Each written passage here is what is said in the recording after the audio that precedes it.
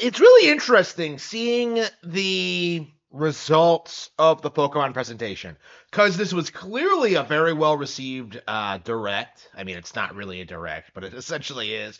This was a clearly well received presentation. They showed lots of great stuff, expanded on a bunch of existing ideas and concepts. They showed a lot of new games, a lot of new Pokemon related products. Like the show.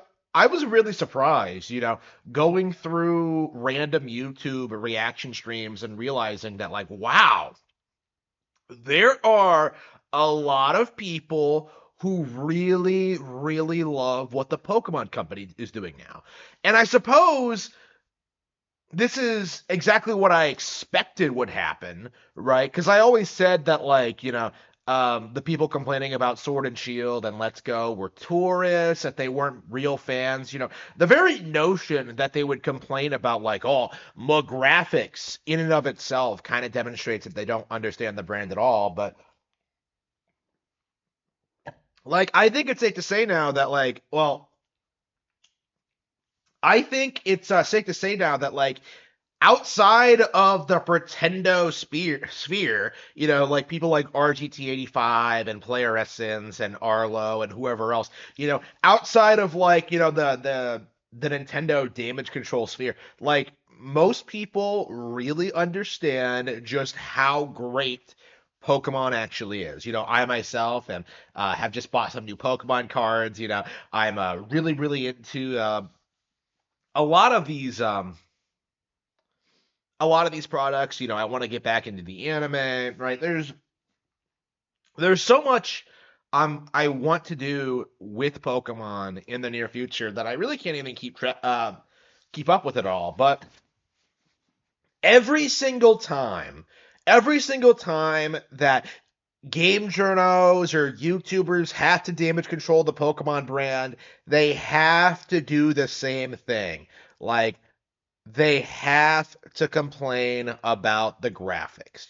They have to bring up, like, that, oh, it doesn't look like realistic enough. Like, they have to, like, say the game doesn't live up to modern standards, that the Pokemon Company should be doing better. No. Absolutely not. Did these people not understand that Pokemon puts out completely original new games every year?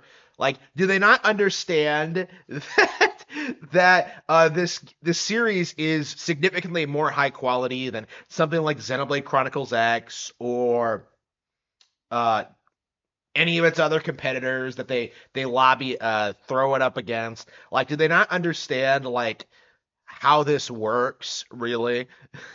that that Pokemon is set up in a way where we consistently get new releases all the time, and actual fans are happy with this, right? Like, to me, this cope and see that people have, that, like, Pokemon doesn't just doesn't look good enough. It's just a gigantic cope from people who don't actually play the games. In my experience, every time this comes up, it's from secondaries like Arlo or RGT85 or Angry Joe. Like, the games don't look good enough. And meanwhile, among the actual community, people are actually talking about what really matters.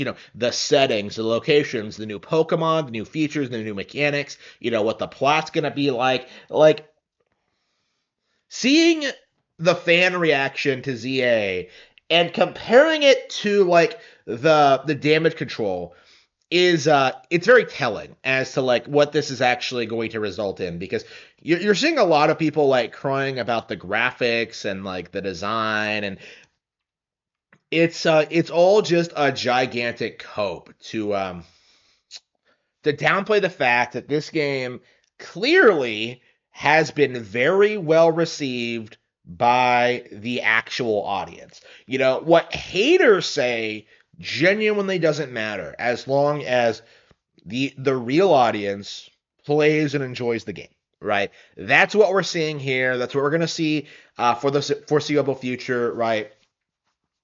Right. We're officially past this point where anybody should be listening to the detractors, because if you hated Pokemon so much, Why are you consistently there every day, complaining about the new games, complaining about the trailers, complaining about the visuals, complaining about everything about the franchise? Like I was surprised at the sheer amount of people in the comment section of these pretendos, telling them we don't care about your opinion.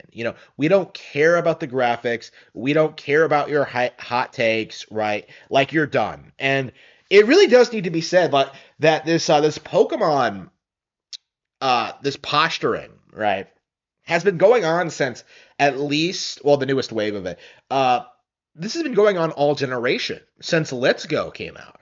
So many people cried about Let's Go when it was announced, and then the game comes out and it's actually really good. You know, so many people like just fought about that game and did everything they could to try and downplay it, and